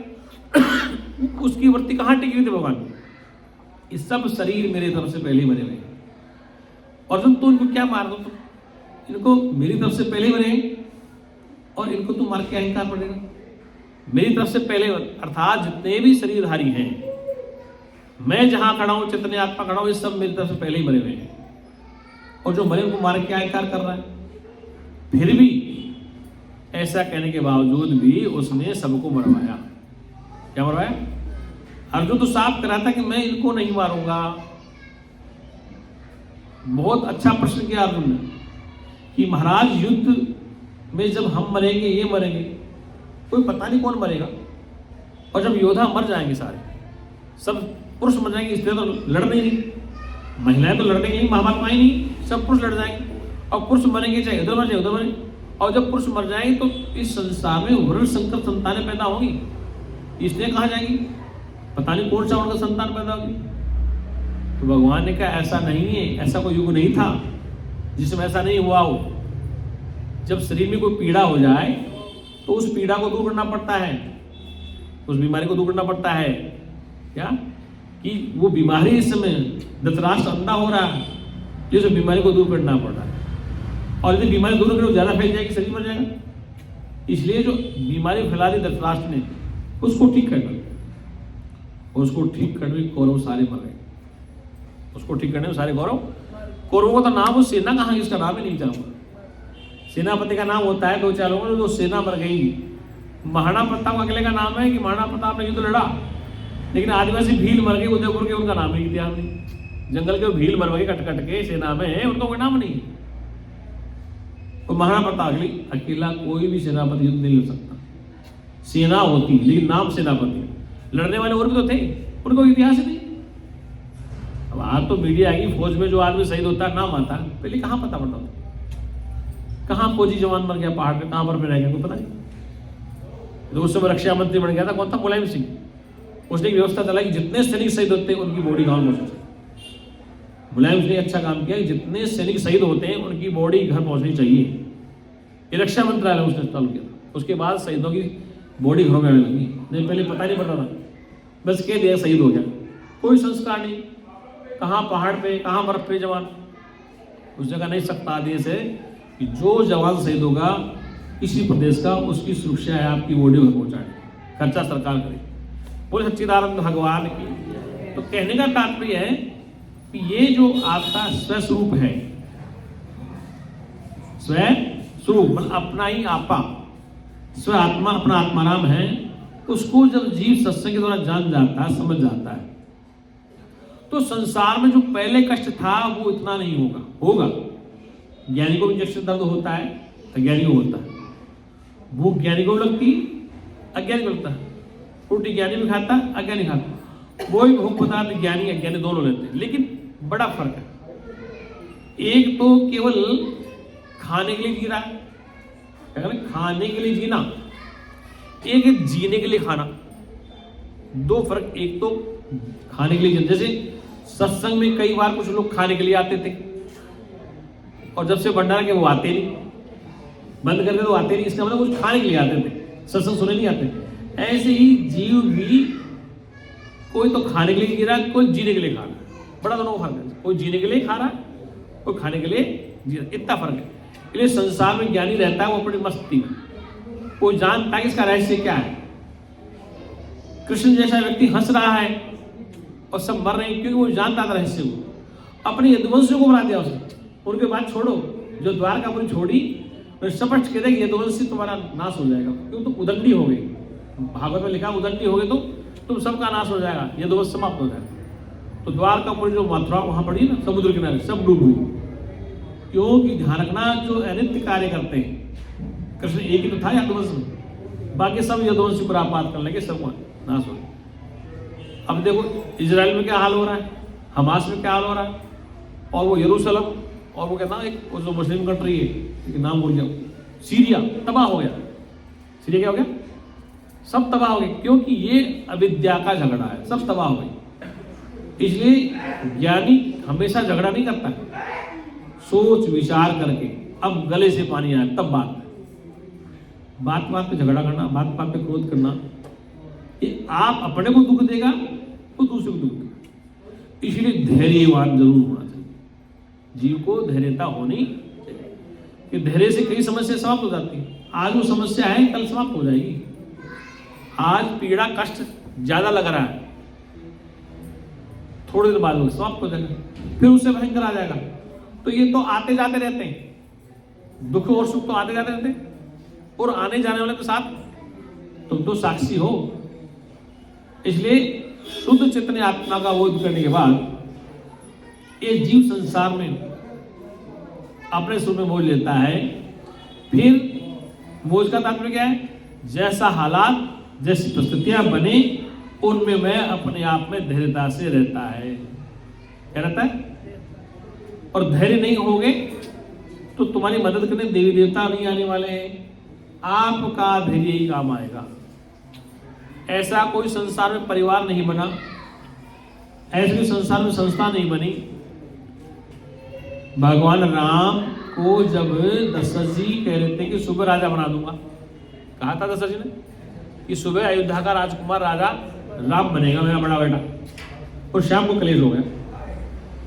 एक ने बीच में लड़ रोड़ दिया, नहीं ऐसा नहीं हो सकता, मेरे 3 वचन दो, जैसा रामायण में लिखा है। अगर वो सत्य तर्क है तो कलेश हो गया ना। बोले चक्रवर्ती सम्राट का आदेश कैंसिल हो रहा है, किसके कारण? केकई ने अपनी मांगे पूरी कर दी, तो क्या कलेश नहीं हो? वाल्मीकि रामायण पढ़ के देखना दशरथ कितना हो रहा था, दशरथ जी कितने व्याकुल थे। देवी ऐसा मत कर, देवी ऐसा मत कर, ये गलत कर रहे तू। रो रहा है, गिड़गिड़ा रहा है, किससे? अपनी पत्नी के सामने। तो दशरथ के घर में क्लेश। बताओ, रामायण काल को चलो, महाभारत काल में कंस कौन था? कृष्ण भगवान का। देवकी कौन थी? वसुदेव कौन था? क्या जेल में हर कोई सुखी रहता है क्या? कंस ने जब जेल में डाल दिया बहन और बहनों को, डाला ना, ये तो महाभारत का प्रमाण। तो क्या राजी राजी कोई जेल में आता है क्या? कोई बहने हो, कोई जीजा हो या बहन हो, क्या खुशी खुशी जेल जाएगा क्या? जबरदस्ती डाला जेल में। और इससे बड़ा पाप क्या होगा? कष्ट कि उनके बच्चों को काटा जा रहा है, पैदा होते ही काट काट के फेंक रहा है। ऐसी परिस्थिति में पैदा हो रहा है अवतार। तो ये शास्त्र का प्रमाण है कि जोहरी के अग्नि की भट्टी में जितना सोना गर्म होता है, जितना पिघलता है, जितना पीटा जाता है, जितना ठोका जाता है, उतना पवित्र होकर गले का हार बनता है, तो अच्छा लगता है। इस जीवन में चाहे वो अवतार हो, चाहे संत हो, चाहे राजनेता हो, चाहे समाज सुधारक हो, चाहे ग्रस्त हो, वो जितना संसार में अग्नि में पड़ेगा, जितनी ठोकरें खाएगा, उतना ही वो मंच के सामने आएगा। उसके जीवन में फिर संघर्ष जारी रहेगा। संघर्ष तो आपके अंतिम सांस तक रहेगा। क्या संघर्ष रहेगा? बच्चों को छोड़ो, पति को छोड़ो, सब छोड़ो, लेकिन जीने का अब मैं और जी जाऊँ, अब मैं और जी जाऊँ, एक पल और जी जाऊँ, ये तो संघर्ष जारी रहेगा। बच्चों से वो खत्म हो गया, प्रॉपर्टी सबके नाम कर दी, लेकिन अंतिम संघर्ष क्या चल रहा है? ये श्वास क्यों जा रहा है मेरा और मिल जाए 1 घंटे का, 10 मिनट और मिल जाए, करोड़ रुपए दो तो 1 सेकंड नहीं मिलने वाला। क्या कि आपने समझदारी करी, बच्चों के नाम प्रॉपर्टी कर दी, सब कुछ कर दिया, रिश्तेदार सब बरी हो गए, पत्नी का मुंह भंग हो गया, अब श्वास जब घटने लगा तो अब संघर्ष किससे हो रहा है? जीवन और मृत्यु में संघर्ष चल रहा है। तो आदमी सोचता है कि 1 सेकंड सांस हो रहा है और इतने पैसे दे दूं, क्या सांस मिल जाए? नहीं मिलेगा। इसलिए वो संघर्ष कर रहा है श्वास से भी कि मैं और जी जाऊं, मैं और। ऐसा करते करते उसकी हवा निकल जाती है, प्राण पखेरु उड़ जाते हैं। इसका मतलब कि ये प्राण उड़ गए। अब शास्त्रकार क्या करते हैं? इस सूक्ष्म शरीर चला गया तुम्हारा। क्या चला गया? इस प्राण के साथ सूक्ष्म शरीर चला गया। जो तुम्हारे अंत में वासनाएं थी वो वायुमंडल घूम रही हैं, और इसलिए 13 दिन तक गरुड़ पुराण सुनो, वो सुनो, वो सुनो। प्रश्न आता है कि गरुड़ पुराण बनाने वाले कौन थे? वेदव्यास जी। कौन थे? तो वेदव्यास जी घर में कौन बना तो गरुड़ पुराण लिख रहे थे? आपके यहाँ पर किसी की मृत्यु होती है तो पंडित जी को बुलाते हैं, पंडित 2 दिन तक 3 दिन गरुड़ पुराण पढ़ते हैं। और गरुड़ पुराण में ज्ञान तो कोई है, लेकिन दान की बात भूल जाता है। ज्ञान तो कम है, चांदी की गाय, सोने के फलाना बर्तन। ये अब ये वेदव्यास युद्ध क्या की जाएगा? पूरे तो सब थे, ले लिखा। अब गरुड़ पुराण पढ़ने से वो जो मृत शरीर है उसकी जीवात्मा, जो सूक्ष्म शरीर, वो मुक्ति को प्राप्त हो जाए, ऐसा कहा गया। और वो शरीर शांत हो गया तो उसमें जो सूक्ष्म वासनाएं थी वो वायुमंडल घूमती उस घर में, उस वायुमंडल को कथा सुनती तो मुक्त हो जाती। एक बात बताओ, तुम्हें 40 साल हो गए सुनते सुनते, अब तक आपका सूक्ष्म शरीर समाप्त कब होने वाला? लेकिन ज्ञानी का सूक्ष्म शरीर होता ही नहीं। ज्ञानी के यहाँ सूक्ष्म, क्यों? ज्ञानी ने इस बात को दृढ़ कर लिया कि देह में नहीं हूं, मैं शुद्ध चैतन्य आत्मा। इसी बात से कट गया सूक्ष्म शरीर। वो कहता है कि मैं देह नहीं, ना हम देव, शुद्ध सच्चिदानंद, मैं देह नहीं हूं, मैं शुद्ध चैतन्य स्वरूप हूं। तो फिर मेरा सूक्ष्म शरीर कहाँ रहेगा? ज्ञानी का सूक्ष्म शरीर समाप्त हो जाता है। क्या कहता है? कैसे हो जाता है? सूक्ष्म में क्या है? शब्द, स्पर्श, रूप, रस, गंध है। तो ज्ञानी जानता है कि शब्द आकाश का विकार है, रूप आंख का विकार है, जितने विकार है पंच तत्वों के, ये विकार मेरे नहीं है, ये प्रकृति के विकार है। इसे मेरे मिले आदमी क्या है भाई? शब्द, स्पर्श, रूप, रस, गंध, ये 5 जो विषय 25 प्रकृति के 5 प्रकृति के 25 विकार है। और 25 विकार मैं नहीं हूं, मैं 25 विकार नहीं हूं। ये सूक्ष्म भी नहीं हूं, मैं स्थूल भी नहीं हूं, मैं कारण भी नहीं हूं, तो महाकारण भी नहीं हूं, महाकारण हिरण्यगर्भ भी नहीं हूं, और में ईश्वर भी नहीं हूं। मैं ईश्वर को जानने वाला, मैं ब्रह्म स्वरूप मैं ही हूं। क्या प्रक्रिया वेदांत की? स्थूल शरीर, ये वेदी क्या काम है? स्थूल शरीर, कर्म इंद्रियां, मन बुद्धि चित्त अहंकार, फिर शब्द, स्पर्श, रूप, रस, गंध, अंतःकरण, और फिर आइए आप कारण बने, अविद्या से बना कारण शरीर, कारण का महाकारण, फिर महत्व तुम्हारी जब बुद्धि जुड़ जाती है, महत्व तो फिर हिरण्यगर्भ, ईश्वर का अंतःकरण, और ईश्वर का अंतःकरण के बाद क्या? ब्रह्म। तो ये प्रक्रिया कहाँ चली? स्थूल से यात्रा परम ब्रह्म तक बोली, और उधर ब्रह्म से चेतना ईश्वर, महतत्व, हिरण्यगर्भ और अंतःकरण तक जुड़ी और फिर शरीर बना। ये प्रक्रिया चल रही। जैसे समुद्र से नदी बनी, भाप बना, बादल बना, नदी बना और वापस समुद्र में आ गया। इसमें आ गया, ये समुद्र से ही बादल बना, भाप बनी, नदी तालाब बने, वापस समुद्र में पानी आ गया। ऐसे ब्रह्म से ही ये सृष्टि बनी हुई है, उसी में है, उसी के सहारे, उसी में लय हो जाएगी। फिर ये बात समझने के बाद फिर तुम्हारा अवगम समाप्त हो जाएगा। ब्रह्म से उत्पन्न है, ब्रह्म ही है, ब्रह्म में समा जाएगी। ये सब कुछ ब्रह्म से उत्पन्न हो रहा है, ब्रह्म ही है और ब्रह्म में समाप्त हो जाएगा। ये श्रुति का सिद्धांत। अब प्रश्न आता है कि ब्रह्म से अलग कुछ नहीं है। शास्त्र कहता है, वेद कहता है, ब्रह्मविद ब्रह्मे भवति, ब्रह्मविद ब्रह्मे भवति। जो ब्रह्म को जान जाता है ब्रह्म ही हो जाता है। ब्रह्मविद ब्रह्मे भवति, जो ब्रह्म को समझता है वो वैसा ही हो जाता है। इसलिए कहा है कि जानत जानत तुम ही हो जाए। दूसरे से कहा जानत जानत तुम, जानते जानते खोजते खोजते तुम ही हो जाओगे। मतलब कहने का तात्पर्य तुम ही शेष बचोगे। तो वेद की वाणी कहती दूसरे ने, उपनिषद कहती है कि ब्रह्मविद ब्रह्मे भवति, जो ब्रह्म को जानता है ब्रह्म स्वरूप ही हो जाता है। उसी बात को कहता है कि जानत जानत तुम ही हो जाएगी, कि जानते जानते तुम ही हो जाओगे, दूसरा बनेगा ही नहीं। इसलिए एक घड़ी आधी घड़ी आधी में पुनियाद, तुलसी संगत साध की तो कटे कोटि अपराध। एक घड़ी का सत्संग, आधी घड़ी का, आदि में पुनियाद हो, तुलसी संगत साध की कटे कोटि। अगर सत्संग सुनने मात्र से करोड़ों अपराध नष्ट हो जाते हैं। जैसे सूखी घास लकड़ी हो, एक चिंगारी लगा लो, पूरा घास जल के खाक हो जाए, लकड़ियां जल जाएंगी। ऐसे ही अंतःकरण में एक ज्ञान की चिंगारी जल जाए। क्या जाए? अंतःकरण में अविद्या है जीव में, उसमें एक ज्ञान की चिंगारी सत्संग के द्वारा जल जाए तो प्रकाश हो जाता है। क्या होता है? तो जैसे वो घास, वो लकड़ियां जल के खाक हो जाती हैं, ऐसे ही उस ज्ञान की एक चिंगारी से तुम्हारा जीवन सफल हो जाता है। कोई सच्चिदानंद भगवान की। इसी बात को भगवान बुद्ध ने कहा, आपो दीपो भव, अपने स्वयं दीपक खुद बनो। वो स्पष्ट कहता है कि मैं कह रहा हूं, मेरी बात पे विश्वास मत करना। गुरुजी भी कहते थे मानो न मानो तुम जानो। गुरुजी क्या कहते थे? मानो न मानो तुम जानो, हम सत्य सत्य बतला। इसी बात को बुद्ध कह गए थे, आपो दीपो भव, अपने दीप स्वयं बनो, किसी की रोशनी की जरूरत नहीं पड़ेगी। जो मैं कह रहा हूं उसको मत मानो, अपने जीवन अनुभव करो, अपने अनुभव खुद करो कि जो मैं कह रहा हूं उसको मत मानना। क्या पता कुछ समय के बाद वो चीज गलत हो जाए, 10 वर्ष के बाद, 20 वर्ष के बाद, उसको अपनी कसौटे पे कसो। तो आपो दीपो भव, अपने दीप स्वयं बनो, मतलब अपने साक्षी स्वयं बनो, अपना दीप खुद जलाओ, दूसरे के दीपक से काम चलेगा नहीं। इसलिए आप दीप बनो।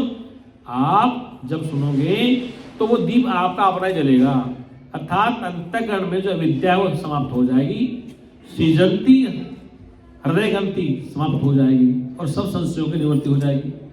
और जब तक ये जो अविद्या ग्रंथि है, ये कहाँ है? अविद्या ग्रंथि जीव के अंतःकरण में है। हृदय ग्रंथि में अविद्या क्या है कि मैं संसार वाला हूं, ये मेरा कुटुंब में परिवार है। ये विद्या ग्रंथि, ये परिवार, ये कुटुंब, ये माता, ये पिता, ये प्रॉपर्टी, ये संपत्ति, ये संसार के वस्तु पदार्थ, ये सब मेरे हैं और ये रहेंगे तो मैं सुखी रहूंगा, और ये छूट के तो मैं दुखी हो जाऊंगा। ये गांठ बन गई। क्या बन गई? कहां गांठ बन? तुम हो तो चेतन स्वरूप, हृदय में बैठ करके जड़ के संबंध बना दिया कि शरीर जड़ है, इसके रिश्ते नाते सब जड़ है, तो जड़ और चेतन की गांठ पड़ गई। आप हो तो चेतन स्वरूप, लेकिन इस जड़ से संबंध बना लिया। शरीर जड़ है, शरीर के संबंधी भी जड़ ही है, सब जड़ मेरे लिए, ये मेरा परिवार, ये पुत्र, ये पत्नी, ये सब कुछ मैंने बना लिया अपना, और जब छूटेगा तो मैं दुखी हो जाऊंगा। इसका कारण कि ये अविद्या है।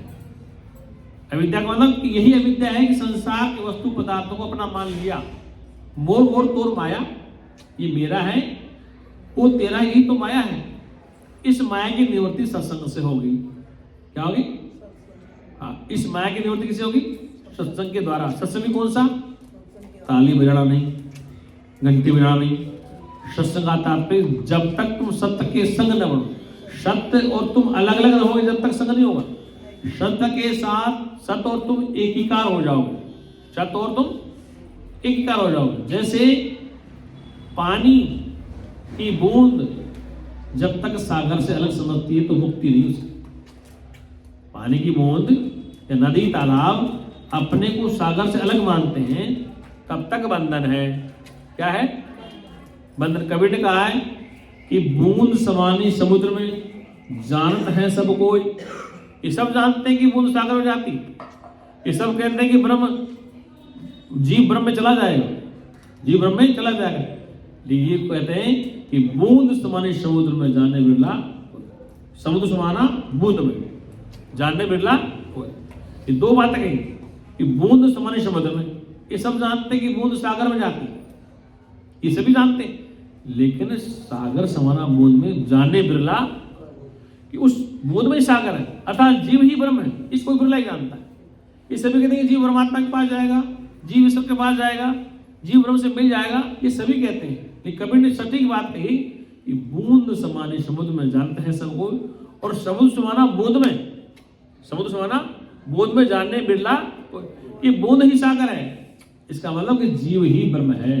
सच्चिदानंद भगवान की। इसलिए उपनिषद कहती है जीवो ब्रह्म ना परे। शंकराचार्य स्पष्ट कहा कि जगत मिथ्या ब्रह्म सत्यम, जीवो ब्रह्म ना परे। जगत मिथ्या है, जैसे आभूषण सोने में कल्पित है, मिथ्या है, कल्पित है, लेकिन सोना सत्य। मिट्टी में बर्तन, सकोरा, सुराही, ये सब मिथ्या है, मिट्टी सत्य है। तो कहा कि जगत मिथ्या ब्रह्म सत्य, ये जगत मिथ्या है, ब्रह्म ही सत्य है। जीवो ब्रह्म ना परे, जीव और ब्रह्म अलग नहीं है, ब्रह्म ही जीव है और जीव ही ब्रह्म है। कहने का तात्पर्य ये समझना अति आवश्यक है। अगर नहीं समझोगे तो फिर तुम जाओ अपनी भाग्य रेखा दिखाने के लिए किसी बाबा के पास, किसी के पास जाओ, तंत्र मंत्र वाले के पास जाओ, वो अपनी रेखा है तो बता देगा, भीड़ लगी रहती है उनके पास, ठीक है ना। ठगने वाले बहुत, और वास्तव में ठगने वाले समझदार है, ठगी हुई विद्या बहुत जानते लोग। आज तक मैं 22 साल से बोल रहा हूँ, गुरुजी 30-40 साल बोल गए होंगे, हमारे पास में ठगने आए नहीं।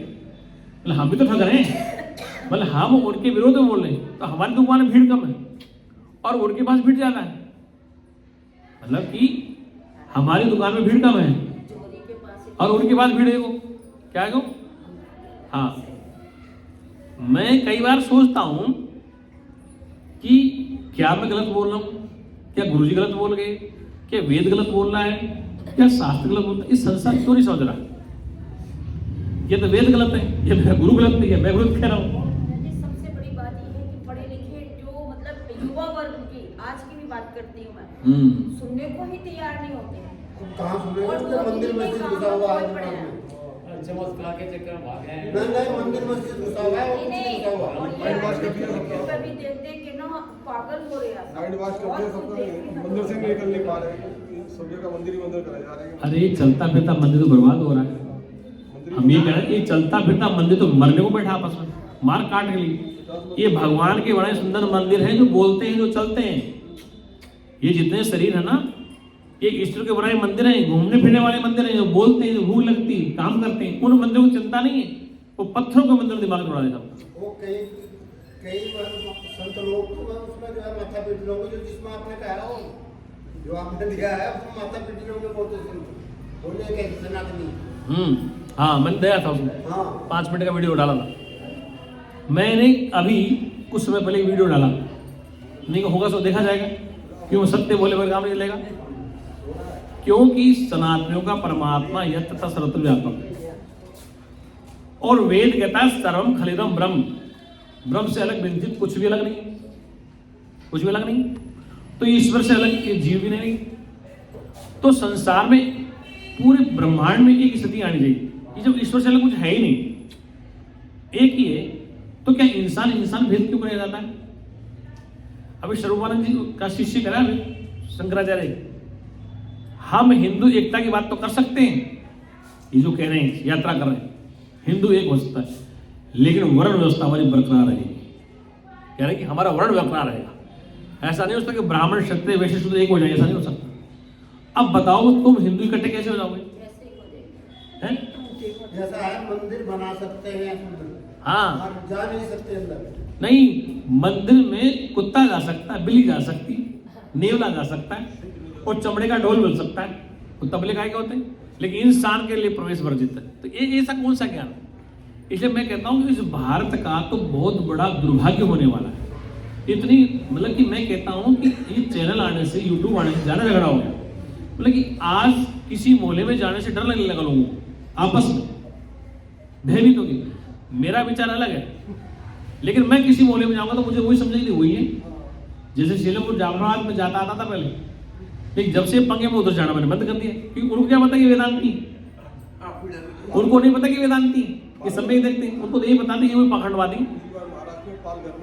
हाँ, पाल घर में 2 संतों को मार दिया। तो कहने का तात्पर्य है कि अब स्थिति है कि मैं तो ये कहता हूं कि अब ऐसा धर्म चला जाए, अब ऐसा मजहब चला जाए जिसमें इंसान को इंसान बनाया जाए।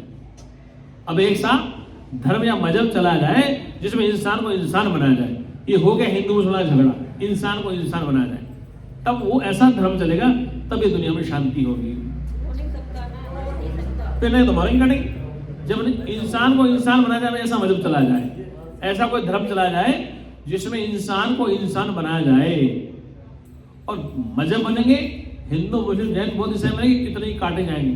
और आज की बात नहीं, सबसे बड़ी पता है क्या है, हर एक कोई कहता है कण-कण में भगवान है, सर्वे में भगवान है, और उनको हम अगर माने वैष्णो देवी जा रहे हैं तो अगर राम राम बोले तो कहेंगे नहीं जय माता की बोलो।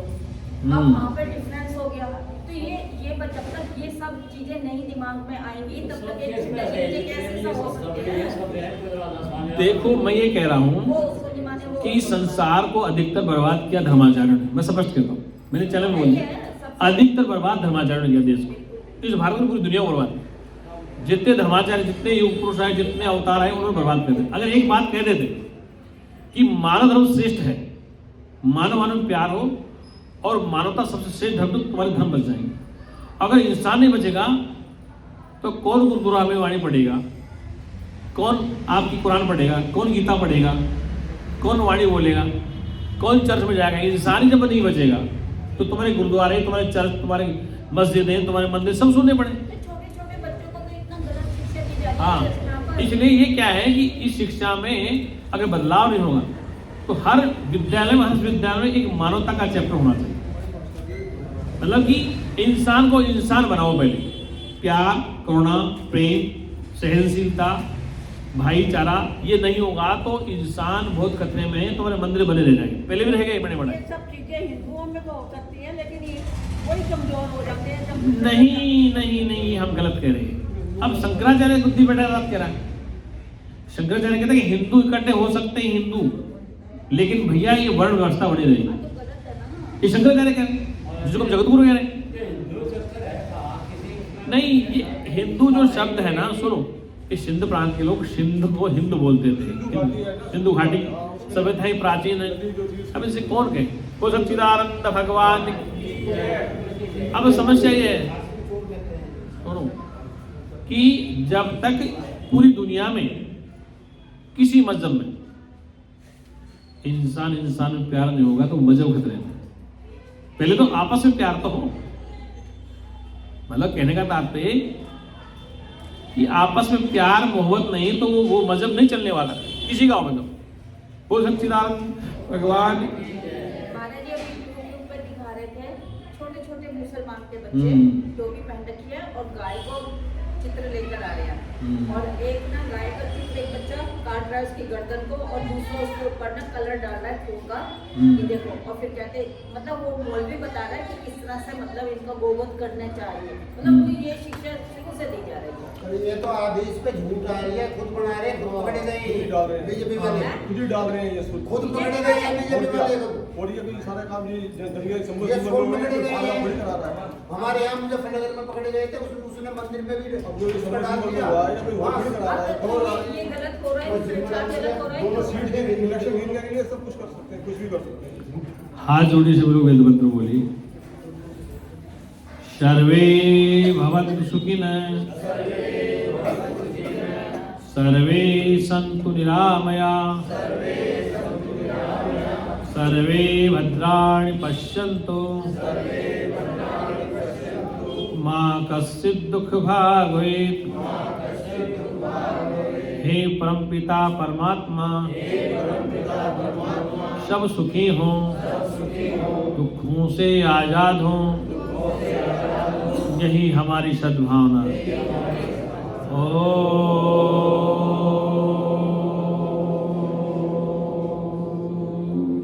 शांति शांति शांति।